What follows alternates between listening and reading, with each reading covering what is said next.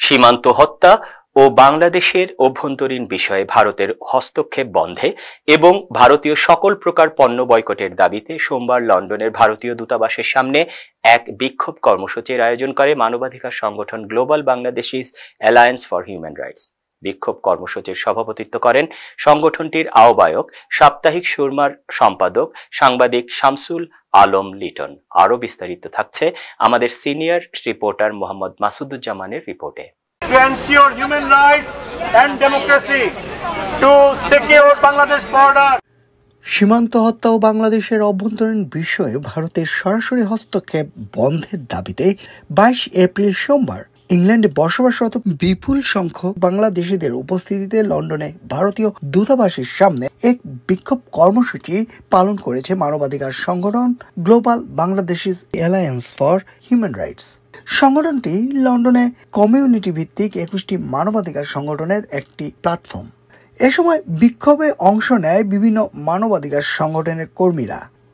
আমরা এখানে উপস্থিত হয়েছি my country my decision, stop killing nation and boycott India. এখানে এটা বলতে আসছি যে আমাদের যে স্বাধীনতা সেটা যখন আমরা পেয়েছি, ইন্ডিয়া আমাদেরকে সাহায্য করেছে, সেজন্য আমরা থ্যাঙ্কফুল।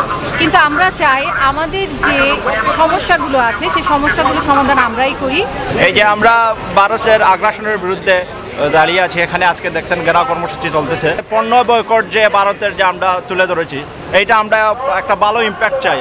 বিক্ষোভ সমাবেশে সভাপতিত্ব করেন সংগঠনের আহ্বায়ক, সাপ্তাহিক সুরমার সম্পাদক শামসুল আলম লিটন, লেখক ও কলামিস্ট রাকেশ রহমান ও সিনিয়র ফেলো রূপম রাজ্জাকের যৌথ সঞ্চালনায় বিক্ষোভে ভার্চুয়াল কনফারেন্সের মাধ্যমে সংহতি প্রকাশ করে বক্তব্য রাখেন বিশ্বখ্যাত আলোকচিত্র ডক্টর শহীদুল আলম। তিনি বলেন, বাংলাদেশের সরকার ক্ষমতায় টিকে থাকার জন্য বাংলাদেশকে ভারতের কাছে বিক্রি করে দিচ্ছে। এই স্বাধীনতা দিবসেও ভারত আমাদের উপহার দিয়েছে দুটি লাশ। ভার্চুয়াল কনফারেন্সে আরো বক্তব্য রাখেন মানবাধিকার ব্যক্তিত্ব Pinaki Bhattacharya.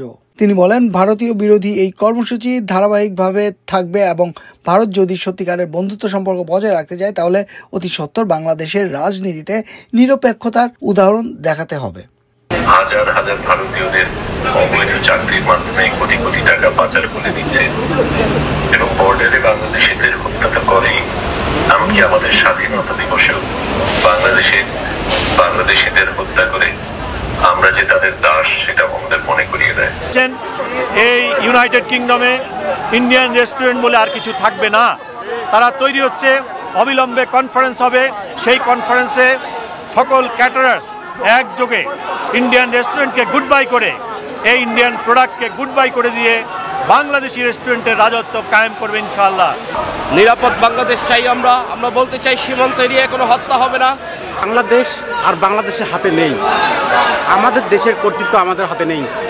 The illegal Indian hegemony must go. যে আমাদেরকে আমাদের স্বাধীনতার মধ্যে থাকতে দাও, বয়কট ইন্ডিয়ার জন্য আমরা আসছি।